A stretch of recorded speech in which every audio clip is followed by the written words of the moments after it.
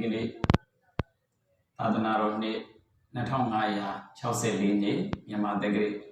Tondoya Shisen Nakuni Kreni Donsei Sela Natom Nase Paujani Yangonda Yugum Dom by Yuni Madia Lee Shua Winja Mogobadana Tamayi Dayi Edwin Yasin Tinja Buchali Shido Abidama Daya Tenen Dea of Chapare Tenem Sagi Dea Banshin Shido Mudo Donoga Tota Tabi Yunya Swapiashi Urumyaji A Namoda da Don Chain Yashiko Uzo Broja Bakunsu Nemo Tanta Arahado Tama Tambodada Nemo Tata Egawado Arahado Tama Tambodada Nemo Tata Egawado Arahado Tama Tambodada Digini Alongo Tamamiswi Tenanu Denana Diana Brida Bong Bro Bonduha Vilma Tenandia Rodu Chicken Lady Gani Biro Zemia Sadin Biro Yopia Pini Rapsipari Chicken Gani Biro Yopia Pini Bidama Tenandia Ma As of Yashin Goromiaji a Somari Regani Biro Chincho Tare Aku Bidama Tanya Ipibare As of Yasoma Tare Soma Regani Biro a chinch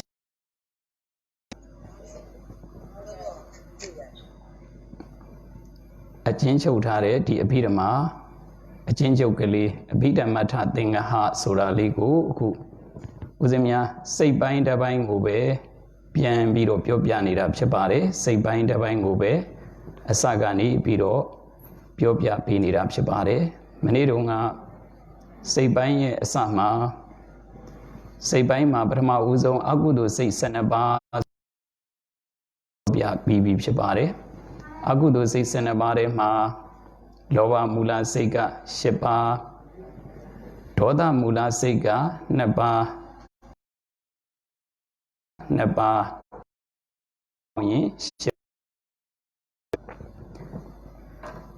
Alum Bowie, Shibab Shibare. Da Linga Ni Negaropsi, the Lauswing, Alum Yabida Doshi, Ni Mole Ni Dine Loba Musica Shiba Toda Musica Napa, more Musica Napa, Alum Bowie, Agudo says Napa. Eri Agudo says Senaba Sura Ligaro, Linga Lidabo Jet Harane, Alo, Assembly Map Shapare, Lo Shi, Ni, Mole, Ni, Sene Agudo, so the Adine, Era Ligo Mabiro, Didi Chajagali, and Drogomia Mataye, Yani, Jessia, Malurobabu. Agudo says Senaba, Eri Agudo says Senaba Biro, a cook. Ahe say ga Seshepa, Ahe say Sura, Hey Meshire say di, Aloba Hedile Meshibu, Adoda Hedile Meshibu, Amoha Hedile Meshibu, Aloba Hey, Adoda Hey, Amoha Hey, Loba Hedi, Lokore, Hedi Lebe, Meshi, Adiga option of Gone Hedi Meshira. Hey ye, Adoda hey ye, Amoha hey ye, look kore, Elilu gone hey de Meshida, Elilu gone hey de Meshide, say de, hey Meshide, say de go, ah hey, say look kore, hey Lepa Biro Milu Yarabo. Eri say de go, ah hey, say look kore, ah hey, Suraga, ah, Eri Seshe Pare ma. Agudala Soraga, Agudo Soraga, Wibaga Soro, a Jew, အာကုသလဝိပါကအာကုသလဝိပဿိဆိုတာမကောင်းကျိုးစိတ်ပေါင်းက9ပါးရှိတယ်အဲ့ဒီ9ပါးကတော့စက်သောခါစီကာတန်တီခေါနလီအာကုဝိပဿုစက်သောခါစီကာတန်တီခေါနလီအာကုဝိပဿုစက်ရေသောရေခါရေစီရေကာရေတန်ရေအလုံး9ပါးဖြစ်ပါတယ်ခေါနလီအာကုဝိပဿုစက်သောခါစီကာတန်တီခေါနလီအာကုဝိပဿုဆိုပြီးတော့အာကုသလဝိပဿိက9ပါးအဲ့ဒီအာကုသလဝိပဿိ9ပါးရထားတာနဲ့ကုသလလို့ပြောဆက်ပြီးတော့သွားရမှာဖြစ်တယ်ကုသလဝိပဿိလို့ပြောရင်တော့မပြည့်စုံဘူးအာဟိကုသလဝိပဿိလို့ပြောမှပြည့်စုံတယ်အာဟိကုသလဝိပဿိလို့ပြောမှပြည့်စုံတယ်ဘာဖြစ်လို့လဲဆိုရင်ကုသလဝိပဿိကအများကြီးကာမသောဘနကုသလဝိပဿိလည်းရှိတယ်မဟာကုသိုလ်မဟာဝိပဿလို့ခေါ်တဲ့မဟာကုသလဝိပဿိလည်းရှိတယ်ကာမသောဘနာထဲမှာလည်းဝိပဿိရှိတယ်ကုသလဝိပဿိရှိတယ်ရူပဝဇ္ဇရစိတ်ထဲမှာအရူပဝဇ္ဇရစိတ်ထဲမှာလည်းကုသလဝိပဿိရှိတယ်လောကုတ္တရာစိတ်ထဲမှာလည်းကုသလဝိပဿိရှိတယ်အဲ့ဒီလိုကုသလဝိပဿိကအများကြီးရှိနေတာမဟုတ်ဘယ်လိုကုသလဝိပဿလဲလို့ဘယ်ကုသလတွေကဝိပဿလဲလို့သေးသေးချာချာတိတိကျကျဖြစ်ဖို့ရာအတွက်ကုသလဝိပဿလို့ပြောရင်အာဟိကုသလဝိပဿဒီနေရာမှာတိတိကျကျမှတ်ထားရမှာအာဟိကုသလဝိပဿ10ပါးအာဟိလေးထည့်ပေးရတယ်ဘာဖြစ်လို့အာဟိလေးထည့်ပေးရတယ်လဲဆိုရင်သူဟာကုသိုလ်ပြုစဉ်အခါတုန်းကကုသိုလ်ပြုစဉ်ကံကြိုးမြင်သည့်ဉာဏ်ရှင်ဘိကတိဟိကုသိုလ်ခေါ်ဆိုကြယူအကျိုးမမြင်ဉာဏ်မရှင်းသောခေါ်တွင်ဒွိဟိကုသိုလ်စိတ်တည်းခြေလေသေးတရှင်းနောက်နှစ်ရဝဲညှပ်မှုကုသိုလ်ဥက္ကဆိုဤထိုထိုနှစ်တန်းအာကုချံလျင်တဖန်ဩမကမိတုံညသည်မှတ်ကြလွယ်ဖို့အချုပ်တည်းထိုထိုနှစ်တန်းအာကုချံလျင်ကုသိုလ်မပြုခင်ရှေ့မှာလဲအကုသိုလ်တွေခြံရံတာပြုပြီးနောက်မှာလဲအကုသိုလ်စိတ်တွေခြံရံတာမပြုခင်မှာလဲအကုသိုလ်တွေခြံရံတယ်ပြုပြီးတော့လဲအကုသိုလ်တွေခြံရံတယ်ရှေ့နောက်နှစ်ရက်မှာအကုသိုလ်တွေခြံရံပြီးတော့ပြုလုပ်တဲ့အလှူမျိုးကြတော့ဩမကကုသိုလ်လို့ခေါ်တယ်ဒွိဟိဩမကကုသိုလ်နောက်ဆုံးတိဟိတ်ထဲမှာလဲတိဟိဩမကဒွိဟိတ်ထဲမှာလဲပဲဒွိဟိဩမကအခုဒွိဟိတ်ထဲမှာတိဟိတ်ဆိုတာကအကောင်းဆုံးဒွိဟိတ်ဆိုတာကအလေအလတ်နည်းနည်းညံ့နေအာဟိတ်ဆိုတော့အညံ့ဆုံးအာဟိတ်ကုသလဝိပဿဆိုတာကအာဟိတ်ကုသိုလ်ရဲ့အကျိုးအဲ့တော့ကုသိုလ်လုပ်ခဲ့စဉ်အခါတုန်းကတော်ကောင်းများဟိတ်တွေမပါဘဲနဲ့စေတနာတွေကလည်းမပါမေတ္တာတွေကလည်းမပါ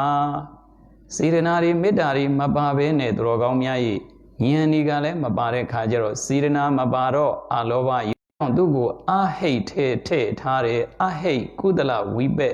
10ပါးမဟာကုသိုလ်နဲ့မဟာဝိပဿနဲ့သွားရောလို့မရပါ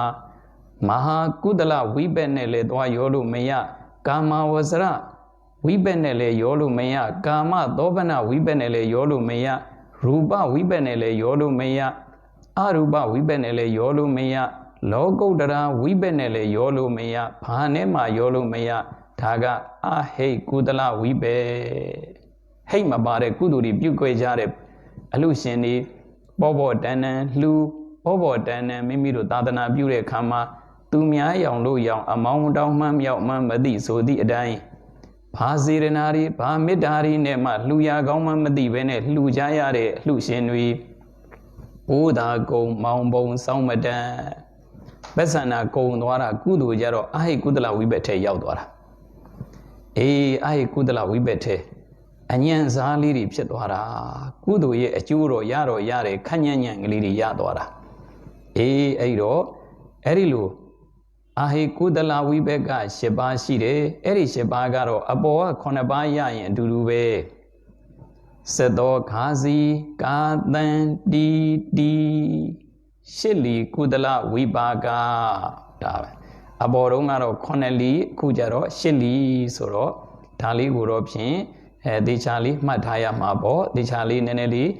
တပါးတိုးတယ်ဆိုတာဘယ်သူတိုးတယ်လဲဆိုတာလေးဒါလေးမှတ်ပေးရမယ်တပါးလဲတိုးတယ်နည်းနည်းလေးအပြောင်းလေးလေးလည်းရှိတယ်လို့မှတ်ရမယ်အပေါ်တုန်းကအကုသလဝိပက်တုန်းကဒုက္ခသဟဂုတ်ကာယဝိညာဉ်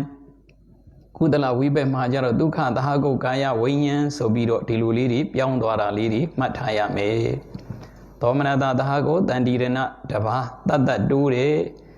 ဟိုဘက်မှာဒုက္ခနဲ့ဒုက္ခပြောင်းတယ်ဒါလေးတွေမှတ်ထားရမယ်ဒါလေးတွေမှတ်ထားလို့ရှိရင်သိပြီးတော့မခက်တော့ပါဘူးဒါဆိုရင်အာဟိအကုသလဝိဘက်က9ပါးအာဟိကုသလဝိဘက်က10ပါးနောက်အာဟိကရိယာက3ပါးအာဟိကရိယာ3ပါးဒါကတော့ဥပေက္ခတာကိုပင်စတော်တာဝဇံရဲ့မနောတော်တာဝဇံရဲ့သောမနတတာကိုဟာတိတုပ္ပစိတ်ရဲ့အရေးတွက်တည်တော့မပြောတော့ပါဘူးဒါဆိုရင်အာကုသိုလ်စိတ်က12ပါးအာဟိစိတ်က18ပါးအာကုသိုလ်စိတ်က12ပါးအာဟိစိတ်က18ပါးဒါဆိုရင်အာကုသိုလ်စိတ်12ပါးရဲ့အာဟိစိတ်18ပါးရဲ့အားလုံးပေါင်းရင်30ရှိသွားပြီအာကု12 18အာဟိ30စိတ်ယုံနေအာသောပနဒီလို့ဦးဇင်းတို့အချုပ်ပြောခဲ့ပြီးသွားပြီအဲ့ဒါထားလိုက်တော့အခုဒီလောက်ဆိုရင်ပြည့်စုံပါပြီအချိန်ကြီးအများကြီးကုန်သွားလိမ့်မယ်ဒီလောက်ဆိုရင်လုံလောက်ပြီလို့မှတ်ပါတယ်ဒါဆိုရင်အကုသိုလ်စိတ်12ပါးပြီးပြီအာဟိစိတ်18ပါးလည်းပြီးပြီအကုသိုလ်စိတ်12ပါးအာဟိစိတ်18ပါးစိတ်2မျိုးပဲမှတ်ရအောင်မယ်ဒီအချိန်ဒီထိစိတ်က2မျိုးပဲရှိသေးတယ်အကုသိုလ်စိတ်ရဲ့အာဟိစိတ်ရဲ့ပြီးသွားပြီအဲ့ဒီအကုသိုလ်စိတ်ဆိုတာကတော့အညံ့ဆုံးစိတ်အာဟိစိတ်ဆိုတာကတော့ကုသလဝိပက်ဒီပါလို့နည်းနည်းတော်သေးတယ်ဒါပေမဲ့သူလည်းအညံ့နေပါတယ်အကုသိုလ်စိတ်ရဲ့အာဟိစိတ်ရဲ့အဲ့ဒီစိတ်တွေဟာညံ့တဲ့စိတ်တွေမကောင်းတဲ့စိတ်တွေအဲ့ဒီလိုမကောင်းတဲ့စိတ်တွေညံ့တဲ့စိတ်တွေပြီးတော့အခုကောင်းတဲ့စိတ်တွေလာတော့မှကာမသောပနစိတ်24ပါးကာမသောပနစိတ်တနည်းအားဖြင့်ကာမဝဆရသောပနစိတ်ကာမသောပနစိတ်က24ပါးအဲ့ဒီ24ပါးကြတော့လွယ်သွားပြီကာမသောပနစိတ်24ပါးဆိုတာကလွယ်သွားပြီကာမသောပနစိတ်မှာကာမသောပနကုသိုလ်ကာမသောပနကုသိုလ်ကာမသောပနဝိပက်ကာမသောပနကရိယာဒီလိုပြောရမှာတနည်းအားဖြင့်ပြောရင်ကာမဝဆရသောပနကုသိုလ်ကာမဝဆရသောပနဝိပက်ကာမဝဆရသောပနကရိယာဒီလိုပြောရမှာဒါပေမဲ့လို့တော်ကောင်းများကြီးမှတ်သားလို့လွယ်အောင်ကာမသောပနစိတ်တွေကိုပြောတဲ့အခါမှာမဟာကုသိုလ်လို့ပြောတယ်မဟာဝိပက်လို့ပြောတယ်မဟာကရိယာလို့ပြောတယ်အဲ့ဒါကာမဝဆရသောပနစိတ်ကိုပြောတယ်လို့မှတ်ရမယ်ကာမဝဇ္ဇရာသောပနစိတ်24ပါးအဲ့ဒီ24ပါးထဲမှာမဟာကုသိုလ်စိတ်က10ပါးမဟာဝိပက်စိတ်က10ပါးမဟာကရိယာစိတ်က10ပါး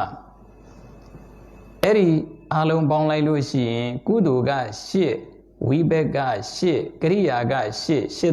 24အဲ့ဒီ24ကတော့တော်ကောင်းများ၏လောဘမှုစိတ်10ပါးရရင်ဒီဟောဒီ24ပါးကလည်းနည်းနည်းလေးပဲပြောင်းမှရမယ်လောဘမှုစိတ်10ပါးရရင်ဟောဒီ24ပါးကလွယ်လွယ်လေးနဲ့ရနိုင်တယ်လောဘမှုစိတ်နဲ့ဟောဒီကာမသောပနစိတ်တွေနဲ့ကပုံစံကခက်ဆင်ဆင်လေးလောဘမှုစိတ်တွေပြန်ပြီးတော့ပြောမယ်ဆိုရင်သောဥနှစ်တန်ဒိဋ္ဌံဝိလေးပွားရီအတ္တစိတ်ရှိဝါအထလောဘမှုဆိုသည့်အတိုင်းအခုမဟာကုသိုလ်စိတ်တွေမဟာဝိပက်စိတ်တွေမဟာကရိယာစိတ်တွေလို့ခေါ်တဲ့ကာမသောပနစိတ်ကိုပြောရင်သောဥနှစ်တန်ညာတန်ဝီလေးပွားရီအတ္တ စိတ်ရှိဝါအဋ္ဌမဟာကုသောဥနှစ်တံညာတံဝီလီပွာယီအတ္တစိတ်ရှိဝါအဋ္ဌမဟာဝီသောဥနှစ်တံညာတံဝီလီပွာယီအတ္တစိတ်ရှိဝါအဋ္ဌမဟာကရီဒီလိုဖြစ်သွားပြီအလုံးတစ်ခုရရင်အလုံးအတူတူပဲဖြစ်ပါတယ်အလုံးဒီလင်္ကာလေးရလိုက်တာနဲ့24ပါးလွယ်လွယ်လေးရသွားပြီ24ပါးလောဘမှုစိတ်10ပါးရောထည့်မယ်ဆိုရင်32ပါးလွယ်လွယ်လေးရသွားပြီအဲ့ဒီရှစ်လေးလီ32ကတစ်ခုချက်ထားတာနဲ့အလုံးလွယ်လွယ်လေးဖြစ်သွားပါပြီအဲ့တော့ကာမသောဘနာစိတ်24ပါးပြီးသွားပြီအဲ့တော့ဒီကာမသောဘနာစိတ်24ပါးကိုတော့ဖြင့်စောစောတုန်းကဦးဇင်းများရွတ်လိုက်တဲ့လင်္ကာလေးနဲ့သူတော်ကောင်းများကတည်တည်ချာချာမှတ်ထားရမယ်မိမိတို့ကုသိုလ်ပြုတဲ့အခါမှာတိဟိတ်ကုသိုလ်ဆိုရင်အာလောဘရေအာဒေါသရေအာမောဟရေဟိတ်သုံးပါးပါရင်တိဟိတ်ကုသိုလ်ဖြစ်တယ်ဟိတ်နှစ်ပါးပါရင်ဒွိဟိတ်ကုသိုလ်ဖြစ်တယ်ဟိတ်တစ်ပါးမှမပါရင်အဟိတ်ထဲရောက်သွားတယ်ရှိရင်တိဟိတ်မဟာကုသိုလ်လုပ်ရင်တိဟိတ်မဟာဝိဘက်အကျိုးရတယ်ဒွိဟိတ်မဟာကုသိုလ်တွေကိုလုပ်ရင်ဒွိဟိတ်မဟာဝိဘက်အကျိုးတရားတွေရတယ်အဲ့ဒီဒွိဟိတ်ထဲမှာအဉဏ်စားဖြစ်တဲ့ဒွိဟိတ်ဩမကကုသိုလ်လုပ်ရင်ဟိုဘက်ကအဟိတ်ထဲမှာရောက်သွားတယ်အဟိတ်ကုသလဝိဘက်ထဲရောက်သွားတာကဲမဟာဝိဘက်မရောက်ဘဲနဲ့အဟိတ်ကုသလဝိဘက်ထဲရောက်သွားတာအဲ့ဒါဘာဖြစ်လို့လဲကုသိုလ်ပြုတဲ့အခါမှာဖြစ်ကြတဲ့စံပြုကြလို့ဆရာကောင်းသမားကောင်းနေလည်းပဲမမီဝဲမစည်းကပ်ဗုဒ္ဓဇာပီတွေကိုလည်းမလေ့လာလှူရင်ကုသိုလ်ရတယ်လို့ထင်နေတာလှူရင်ကုသိုလ်ရတာတော့မှန်တယ်အကျိုးပြီးမလှူတတ်ရင်အကျိုးပြီးညံ့တတ်တယ်မလှူတတ်လို့အကျိုးပြီးညံ့နေကြတာဗုဒ္ဓဘာသာဝင်တော်စင်တွေမြန်မာလူမျိုးတွေဟာလှူတဲ့လောက်သာအကျိုးပေးမယ်ဆိုရင်တော်ကောင်းများကြီးမြန်မာနိုင်ငံကြီးဟာတကယ်ရွှေဘုံရွှေနန်းကြီးနတ်ဗိမာန်နန်းနန်းကြီးလိုဖြစ်နေပြီဘာဖြစ်လို့အဲ့ဒီလိုမဖြစ်တာလဲမလှူတတ်ကြလို့အဘိဓမ္မာတွေတည်တည်ချာချာမသိဘူးမလေ့လာဘူးတဲ့ခါကျတော့ဖြစ်ကြတဲ့စံတူတာလှူလိုက်ပါဟဲ့လှူလိုက်ပါဟဲ့ဘာစေတနာမှလည်းမဖြစ်ဘူးဘာမေတ္တာမှမဖြစ်ဘူးဘာဉာဏ်မှလည်းမပါဘူးအဲ့ဒီလိုလှူတဲ့ခါကျတော့တို့တရားတော်မှာပေါင်းတော်ကောင်းတို့ရဲ့အဟိတ်ထဲရောက်သွားတာအဟိတ်ကုသလဝိဘက်ထဲရောက်သွားတာမဟာဝိဘက်ထဲရောက်မလာဘူးအကျိုးတရားတွေညံ့သွားတာအကျိုးပြီးညံ့သွားတယ်အဲ့ဒီလိုအကျိုးပေးတွေညံ့သွားတာဘာဖြစ်လို့အကျိုးပေးတွေညံ့တာလဲအကြောင်းညံ့လို့အကျိုးပေးတွေညံ့တာအကြောင်းညံ့ရင်အကျိုးပေးညံ့တယ်ဒီလိုမှတ်ရမယ်အကြောင်းကောင်းမှအကျိုးပေးတွေကောင်းတာလို့အဲ့ဒီလိုနားလည်ကြရမယ်ဒါကြောင့်အခုသတော်ကောင်းများမဟာကုသိုလ်ရေမဟာဝိဘက်ရေမဟာကရိယာရေဆိုတာကလည်းဒီကာမသောဘနာစိတ်မှာပဲရှိတယ်ဘယ်စိတ်မှဒီနာမည်နဲ့မရှိဘူး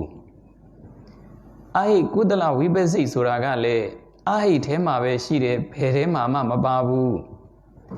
အဟိကုသလဝိဘက်နဲ့မဟာဝိဘက်နဲ့လုံးဝမတူပါဘူးအဟိကုသလဝိဘက်ဆိုတာဟိတ်တစ်ပါးမှမပါလို့အဟိစိတ်ထဲမှာအဟိကုသလဝိဘက်ဒီဖြစ်နေတာဟိတ်ဒီပါရင်မဟာဝိဘက်ပဲ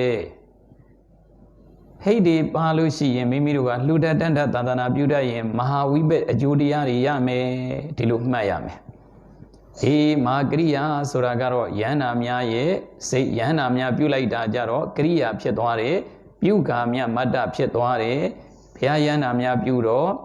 မအောင်တဲ့မျိုးစေ့စိုက်ပျိုးတယ်လို့ပဲမအောင်တဲ့မျိုးစေ့စိုက်ပျိုးလိုက်တယ်လို့ပဲပြုကာများမတ္တနောက်ထပ်အကျိုးတွေမရတော့ဘူးတော်ကောင်းများဦးဇင်းများပြုရင်တော့နောက်ထပ်အကျိုးတွေရအောင်မှာကောင်းချောင်းလို့ရင်ကောင်းကျိုးမကောင်းချောင်းလို့ရင်မကောင်းကျိုးတွေရအောင်မှာ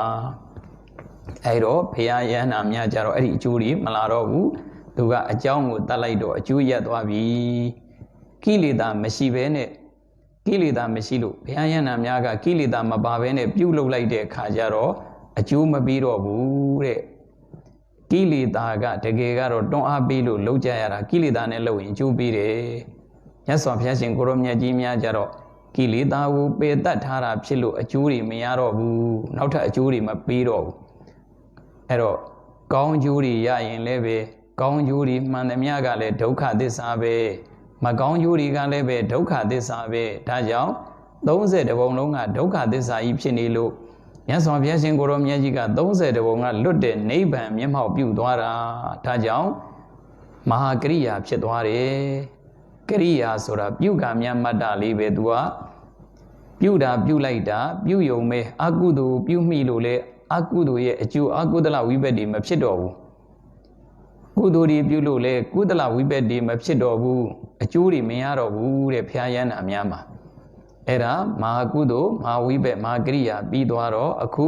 ရူပစိတ်15ပါးရူပဝဆရာစိတ်15ပါးဇံကံရောက်သွားတာပေါ့အကုသိုလ်စိတ်ရဲ့အာဟိစိတ်ရဲ့ဆိုတာကမကောင်းတဲ့စိတ်တွေလို့ဒီလိုမှတ်အညံစားစိတ်တွေကာမသောဗနာစိတ်ကြတော့ကောင်းတဲ့စိတ်တွေဖြစ်လာပြီရူပဝဆရာစိတ်ကြတော့ပူကောင်းတဲ့စိတ်တွေဖြစ်လာပြီရူပဝဆရာစိတ်က15ပါးအကုသိုလ်က12အဟိက18ကာမသောဗနာက24အကုသိုလ်က12အဟိက18ပေါင်းရင်30ကာမသောဗနာက24 54ကာမစိတ်54ပါးလို့ခေါ်တဲ့အသာလေးမမှတ်ချင်နေအောင်ရှုပ်သွားလိမ့်မယ်ကာမစိတ်54ပါးဆိုတော့ကုံရောအဲ့ဒါထားလိုက်တော့မမှတ်ချင်လည်းရပြီမှတ်လို့လွယ်အောင်ကတော့စိတ်ရဲ့နာမည်လေးတွေပဲမှတ်အကုသိုလ်စိတ်ရဲ့အာဟိစိတ်ရဲ့ကာမသောဗနစိတ်ရဲ့3မျိုးရှိသွားပြီ3မျိုးရှိသွားပြီအဲ့ဒီ3မျိုးကလေးကိုမှတ်ထားရင်တော်ကောင်းများကြီးပိုင်ပိုင်နိုင်နိုင်သာမှတ်ထားအဲ့ဒါလေး3မျိုးကိုသာပိုင်ပိုင်နိုင်နိုင်မှတ်ထားကျန်တဲ့နာမည်ပဲပြောင်းယုံပဲရှိတယ်အတူတူပဲရူပစိတ်15ပါးရူပဝဇ္ဇရစိတ်15ပါးဆိုလို့ကြောက်မသွားနဲ့ကုသိုလ်က5ပါးဝိဘက်က5ပါးကရိယာက5ပါးကုသိုလ်ဆိုတာကဘယ်ကုသိုလ်လဲမေးရင်ရူပဝဇ္ဇရကုသိုလ်လို့နားလည်ရမယ်ဝိဘက်ဆိုတာကောဘာဝိဘက်လဲမဟာဝိဘက်လားကာမဝဇ္ဇရဝိဘက်လားအဲ့ကုသလဝိဘက်လားမဟုတ်ဘူးရူပဝဇ္ဇရဝိဘက်ကရိယာကလည်း5ပါးအဲ့ဒီကရိယာကလည်းမဟာကရိယာလားအဟိကရိယာလားလာမမေးနဲ့ရူပဝဇ္ဇရကရိယာတခုစီခွဲထားရမယ်ရူပစိတ်ထဲမှာရူပဝဇ္ဇရစိတ်ရူပစိတ်အတူတူပဲရူပစိတ်ထဲမှာကုသိုလ်က5ပါးဝိဘက်က5ပါးကရိယာတူအောင်ပြောတာကုသိုလ်5ပါးဝိဘက်5ပါးကရိယာ5ပါးဆိုတာကမှတ်မိလွယ်အောင်ပြောတာအပြည့်စုံဆိုရင်ရူပဝဇ္ဇရကုသိုလ်5ပါးရူပဝဇ္ဇရဝိဘက်5ပါးရူပဝဇ္ဇရကရိယာ5ပါးဒီလိုမှတ်ရမှာအဲ့ဒါကြောင့်ရူပဝဇ္ဇရကုသိုလ်5ပါးဆိုတာဘာကိုပြောတာလဲဝိတဝိဇာရပိတိဒုက္ခဧကကတဇိုင်၅ပါးရှိတဲ့ပထမဇန်ရူပကုသိုလ်စိတ်တစ်ပါးဝိဇာရပိတိဒုက္ခဧကကတဇိုင်၅ 4ပါးရှိသောဒုတစ်ပါးပိတိဒုက္ခဧကကတဇိုင်၅ 3ပါးရှိသောတတိယဇန်ရူပကုသိုလ်စိတ်တစ်ပါးဒုက္ခဧကကတဇိုင်၅ 2ပါးနှင့်ရှင်သောဒုက္ခဧကကတဇိုင်၅ 2ပါးနှင့်ရှင်သောသရုဒ္ဓဇန်ရူပကုသိုလ်စိတ်တစ်ပါးဥပိ္ပခာဧကကတဇိုင်၅ 2ပါးနှင့်ရှင်သောပင်စမဇန်ရူပကုသိုလ်စိတ်တစ်ပါးပရမဇန်တစ်ပါးဒုတိယဇန်တစ်ပါးတတိယဇန်တစ်ပါးသရုဒ္ဓဇန်ပင်စမဇန်ဆိုပြီးတော့ရူပကုသိုလ်5ပါးရူပဝိဘက်ကြတော့လေအဲ့ဒီမှာရူပဝိဘက်လိုပဲနာမည်ပြောင်းလိုက်ရုံပဲဒီ5ပါးပဲရူပကရိယာကြတော့လေဒီ5ပါးပဲဒါကြောင့်အဲ့ဒီရူပစိတ်15ပါးကိုရဖို့ရအတွက်ကြတော့တက်စာပိတုဧနိဥ5ခုရူကုသိုလ်တဲ့ရေစာရေပြီးရေသူ့ရေအေးရေဥရေအလုံးပေါင်းရင်အေးထီအောင်5ခုတက်စာပိတုဧနိဥ5ခုရူကုသိုလ်အဲ့ဒါရူပဝဇ္ဇရကုသိုလ်5ခုတက်စာပိတုဧနိဥ5ခုရူဝိပါ တက်စားပြီးသူအေးနှင့်ဥငါးခုရူကရိယာဆိုပြီးတော့ရူပဝဇ္ဇစိတ်တွေဒါကပူကောင်းတဲ့စိတ်တွေကာမတောပနာစိတ်ကကောင်းတဲ့စိတ်ရူပဝဇ္ဇစိတ်ကပူကောင်းတဲ့စိတ်အရူပဝဇ္ဇစိတ်ဆိုတော့လေအတူတူပဲပူကောင်းတဲ့စိတ်တွေအာဂါသနိသယရဏစိတ်အရူပစိတ်က12ပါး12ပါးထဲမှာအရူပကုသိုလ်က4ပါးအရူပဝိပက်က4ပါးအရူပကရိယာက4ပါးမှတ်လို့လွယ်အောင်လို့ကုသိုလ်4ပါးဝိပက်4ပါးလို့ပြောတာတကယ်ကတော့အရူပကုသိုလ်4ပါးအရူပဝိပက်က4ပါးအရူပကရိယာက4ပါးအားလုံးပေါင်းရင်4 3 12အဲ့ဒီ4 3 12မှာလဲ4ပါးရင်အကုန်ပြီးတယ်အာကာသနိသယရဏစိတ်ဝိညာဉ်နိသယရဏစိတ်အာကိဉ္စညာယရဏစိတ်နေဝတင်ညာနာတင်ညာယရဏစိတ်ဆိုပြီးတော့အရူပဝဇ္ဇကုသိုလ်4ပါးဝိပက်ကလည်းဒီ4ပါးပဲဝိပက်စိတ်လို့ထည့်ပြောရုံပဲကရိယာဒီ4ပါးပဲကရိယာစိတ်လို့ထည့်ပြီးတော့သုံးလိုက်ရုံပဲအရူပဝဇ္ဇစိတ်12ပါးရှိတဲ့ထဲမှာကုသိုလ်4ပါးဝိပက်4ပါးကရိယာ4ပါး4ပါးရတာနဲ့တော်ကောင်းများကြီး12ပါးရတယ်အဲ့ဒါအရူပဝဇ္ဇစိတ်ရူပဝဇ္ဇစိတ်က15ပါးအရူပဝဇ္ဇစိတ်က12ပါးအားလုံးပေါင်းရင်15နဲ့12ဆိုတော့20ခွန်အဲ့ဒါကိုမဟက်ခုတ်စိတ်လို့လည်းပဲခေါ်တယ်မဟက်ခုတ်စိတ်လို့လည်းပဲခေါ်တယ်မဟက်ခုတ်စိတ်ဆိုတာကဘာဖြစ်လို့မဟက်ခုတ်မြင့်မြတ်တဲ့စိတ်ဖြစ်လို့မြတ်သည်အဖြစ်သို့ရောက်သောကြောင့်မဟက်ခုတ်စိတ်လို့ခေါ်တယ်ဒီလောက်ကလေးမှတ်ခဲ့မဟက်ခုတ်စိတ်က29ပါးရူပက15ပါးအရူပက12ပါးအဲ့ဒါကဇန်စိတ်တွေလောကီဇန်လို့ပြောရမှာပေါ့လောကီဇန်ပြီးရင်လောကုတ္တရာဇန်လာမှာပေါ့လောကုတ္တရာစိတ်ကအချင်း10ပါးလောကုတ္တရာစိတ်ဆိုတာကအချင်း10ပါးရှိတယ်အကျေအားဖြင့်40ရှိတယ်အချင်း10ပါးကတော့မဲ့စိတ်4ပါးဖိုစိတ်4ပါးမဲ့စိတ်4ပါးကိုကုသိုလ်စိတ်4ပါးလို့လည်းခေါ်တယ်လောကုတ္တရာကုသိုလ်စိတ်4ပါးဖိုစိတ်4ပါးကိုကြတော့လောကုတ္တရာဝိပက်စိတ်လို့ခေါ်တယ်လောကုတ္တရာဝိပက်စိတ်လို့ခေါ်တယ်လောကုတ္တရာဝိပက်စိတ်ကလည်းပဲ4ပါးမဲ့စိတ်4ပါးကသောတာပတ္တိမဲ့စိတ်တစ်ပါးသက္ကရာဂာမိမဲ့စိတ်တစ်ပါးအနာဂာမိမဲ့စိတ်တစ်ပါးအရဟတမဲ့စိတ်တစ်ပါးမဲ့စိတ်4ပါးဖိုစိတ်4ပါးဆိုတာကသောတာပတ္တိဖိုစိတ်တစ်ပါးသက္ကရာဂာမိဖိုစိတ်တစ်ပါးအနာဂာမိဖိုစိတ်တစ်ပါးအရဟတဖိုစိတ်တစ်ပါးဖိုစိတ်4ပါးအဲ့တော့မဲ့4ပါးဖိုစိတ်ကလည်း4ပါးအလုံးပေါင်းရင်ဒါလောကုတ္တရာစိတ်အချင်း10ပါးဖြစ်သွားတယ်လောကုတ္တရာစိတ်အချင်း10ပါးဖြစ်သွားတယ်အဲ့ဒီလောကုတ္တရာစိတ်အချင်း10ပါးကိုပဲဒီအချင်း10ပါးလေးနားလည်ရင်တော်ကောင်းများကြီးအကျေကလွယ်လွယ်လေးဖြစ်သွားပြီအချင်း10ပါးကိုနားလည်တာနဲ့အကျေကလွယ်သွားပြီသောတာပတ္တိမက်စိတ်ကိုပဲ15ပါးနဲ့ပွားလိုက်တာသောတာပတ္တိမက်စိတ်ကိုပဲ5ပါးနဲ့ရှင်တဲ့ဝိတဝိဇာရပိတိဒုက္ခဧကဂတ5ပါးနှင့်ရှင်သောပရမဇန်သောတာပတ္တိမက်စိတ်တစ်ပါးဝိဇာရပိတိဒုက္ခဧကဂတ4ပါးနှင့်ရှင်သောဒုတိယဇန်သောတာပတ္တိမက်စိတ်တစ်ပါးပိတိဒုက္ခဧကဂတ3ပါးနှင့်ရှင်သောတတိယဇန်သောတာပတ္တိမက်စိတ်တစ်ပါးဒုက္ခဧကဂတ2ပါးနှင့်ရှင်သောသရုဒ္ဓဇန်သောတာပတ္တိမက်စိတ်တစ်ပါးဥပိ္ခာဧကဂတ2ပါးနှင့်ရှင်သောပင်စမဇံသောတာပတ္တိမက်စိတ်တစ်ပါးဆိုပြီးတော့သောတာပတ္တိမက်ကလေးတစ်ပါးကနေပြီးတော့5ပါးဖြစ်သွားတာဘာဖြစ်လို့5ပါးဖြစ်တာလဲဇန်အင်္ဂါ5ပါးနဲ့ရှင်လို့တဲ့ဇန်လို့ခေါ်တယ်ဟိုဘက်ကရူပဝဇ္ဇစိတ်တုံးကဝိတဝိဇာရပိတိဒုက္ခဆိုတဲ့ဇန်တွေဟာလောကီဇန်အခုသောတာပတ္တိမက်စိတ်မှာပါတဲ့ဝိတဝိဇာရပိတိဒုက္ခဧကဂတဆိုတာကလောကုတ္တရာဇန်ဝိတကလောကုတ္တရာအာယုံပေါ်မှာတင်တာဝိဇာရကလည်းလောကုတ္တရာအာယုံပေါ်မှာသုံးတတ်တာပိတိကလည်းလောကုတ္တရာအာယုံရဲ့ပေါ်မှာပိတိဖြစ်တာဒါကြောင့်လောကုတ္တရာတွေဒါကလောကုတ္တရာနယ်ပယ်ရောက်သွားပြီ ဥပါဒနဲ့ခန္ဓာဥစွာသောလောကမှာလွန်မြောက်တဲ့စိတ်တွေလောကုတ္တရာစိတ်တွေအဲ့တော့ဒီလောကုတ္တရာစိတ်မှာသောတာပတ္တိမက်က၅ပါးပြားတယ်၅ပါးထပ်ပြီးတော့ပြားသွားတယ်ဘာဖြစ်လို့လဲသောတာပတ္တိမက်ကတပါးရှိတာမဟုတ်လားအရှင်ဘုရားတပါးလေးရှိတာတော့မှန်တယ်တရားဓမ္မပေါင်းတော်ကောင်းတို့အဲ့ဒီတပါးတွေကဇန်ငါ၅ပါးနဲ့ရှင်လိုက်တဲ့ခါကျတော့လောကုတ္တရာဇန်ဆိုတာရှိတယ်ယန္တာရှင်သူမြတ်ကြီးတွေဇန်ပြန်နေဆိုတာရှိတယ်ဒါကြောင့်လောကုတ္တရာမှာလည်းဇန်ရှိတယ်လောကီမှာလည်းဇန်ရှိတယ်ဒီဝဒဆိုရင်လောကီဇန်ရထားတဲ့ပုဂ္ဂိုလ်ပဲလောကီဇန်နဲ့လောကုတ္တရာဇန်နဲ့မတူဘူးရူပဝဇ္ဇရဇန်တွေတုန်းက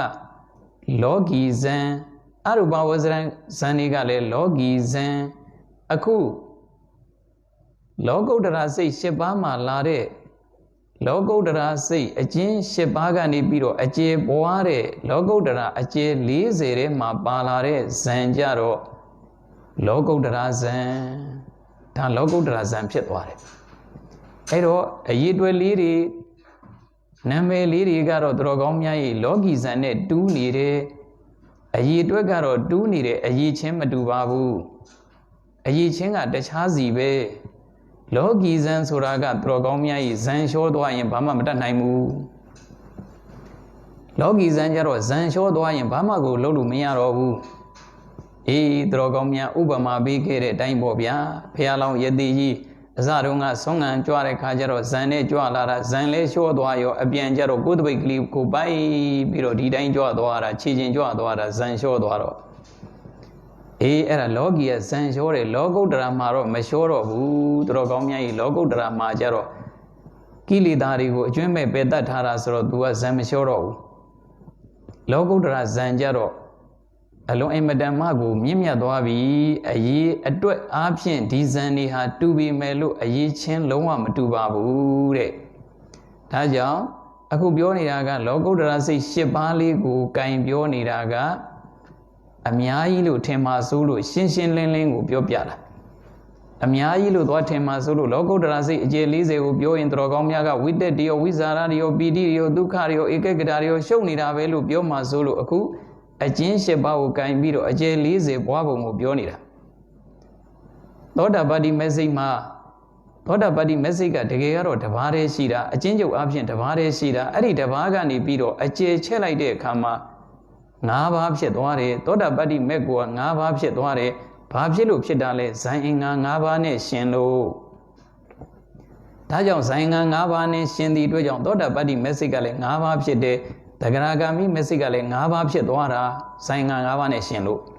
အနာဂါမိမက်စိတ်ကလည်း၅ပါးအရဟတမက်စိတ်ကလည်း၅ပါးသောတာပတ္တိဖို့စိတ်ကလည်းပဲဇန်ငါ၅ပါးနဲ့ရှင်လို့၅ပါးပဲတဂရဂါမိဖို့ကလည်း၅ပါးအနာဂါမိဖို့၅ပါးအရဟတဖို့၅ပါးဆိုတော့၅၈လီ40ဖြစ်သွားတာဗျာလောကုတ္တရာစိတ်အကျေ40ဆိုတာမိုးဘွားကြလာတာမဟုတ်ဘူး၈ပါးနေပြီးတော့ပွားသွားတာ၈ပါးနေပွားသွားတာအဲ့ဒါတော်ကောင်းများကြီးလိုက်ကျက်နေလို့ကတော့ပြီးမှမဟုတ်အခုလိုလေးမှတ်ထားလိုက်ရင်ဘာမှမေ့စရာအကြောင်းမရှိတော့ဘူးအဲ့တော့တော်ကောင်းများဦးစင်းကစာကျက်ပေးနေတာစာကျက်ပေးနေတာစာကျက်ရမှာစိုးလို့တော်ကောင်းများဦးစင်းကစာကျက်ပေးနေတာအခုလောကုတ္တရာစိတ်အကျေ40ဖြစ်သွားပြီဒါဆိုရင်ဒါစိတ်ပေါင်းအားလုံးစိတ်အကျဉ်းအဖြစ်89ပါးအကျေ120ပါးဆိုတာပြီးသွားပြီဖြစ်ပါတယ်အဲ့တော့မနေ့ဖန်ကြရင်တော့ဖြင့်လာပြည့်နေဖြစ်လို့ဒီချိန်လေးမှာမေတ္တာပို့ဖို့အတွက်တော်ကောင်းများကြီးတကဘာလုံးကဒုက္ခရောက်နေကြတဲ့ခုနှစ်သားသမီးတွေကိုဦးဇင်းများကနေပြီးတော့စွမ်းနိုင်တဲ့လောက်ကလေးမေတ္တာပို့ကြဖို့ထပ်မံပြီးတော့အသိပေးပါတယ်အခုတော့အချိန်လည်းပြည့်သွားပြီဖြစ်သည့်အတွက်ကြောင့်အာလုံးသာဓုခေါ်တော်ကြပါအောင်စို့